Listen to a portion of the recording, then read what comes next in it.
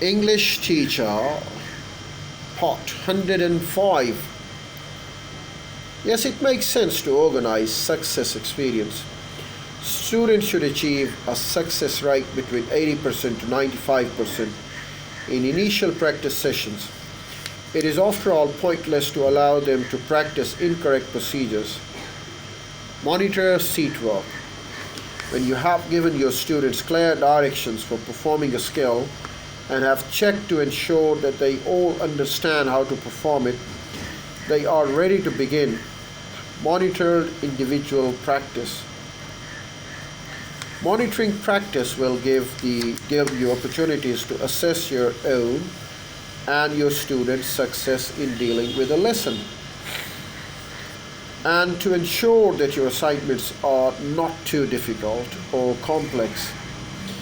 Students should be well prepared and able to perform skills successfully before you expect them to practice it independently. When you are confident that they can practice capably on their own, you might assign further practice to be done as homework. For the following day, always check assigned work, ensuring that your students finish tasks that involve a product. Provide feedback. Circulate to give feedback on each student's seat work or homework practice. Effective feedback focuses on the process and tells learners early in the learning experience what they are doing correctly and what needs the modification. Provide specific and descriptive feedback, telling your students precisely what they have done well and why. Give correction when needed and suggest tips for the improvement in a supportive way.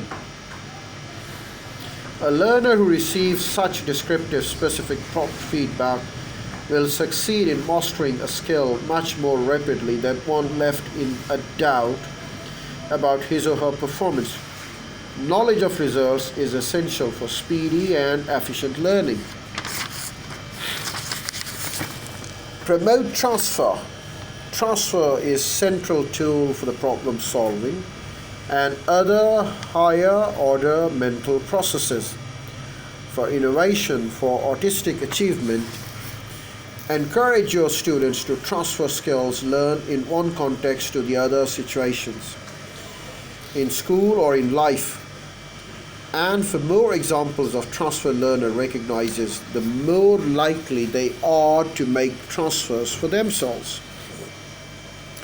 Since transfer seldom occurs spontaneously, you must teach for it, because highly overlearned skills are transferred more readily than those that are half learned. You should deliberately point out how transfers can be made or provide opportunities for students to make them. There are several ways to facilitate transfers.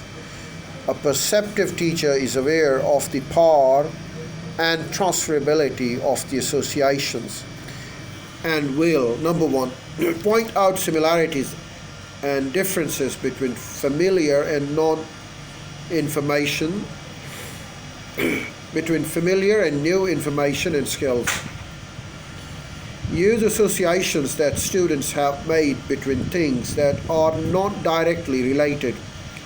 For example, a science teacher might use students' knowledge of a television series on space adventure to stimulate learning in a lesson on astronomy. To promote overlearning of transferable skills, knowing that the greater degree of original learning, the greater likelihood of the transfer. Stress the essential, unvarying elements of the concept, that is, the main concept and the processes that organizations and their organizations, and help learners to realize how they apply to new context. Review and test. If students are consolidate and retain a skill, they must learn it very well initially, then review it intermittently. Testing should disclose current performance capabilities, levels of understanding and ability to transfer.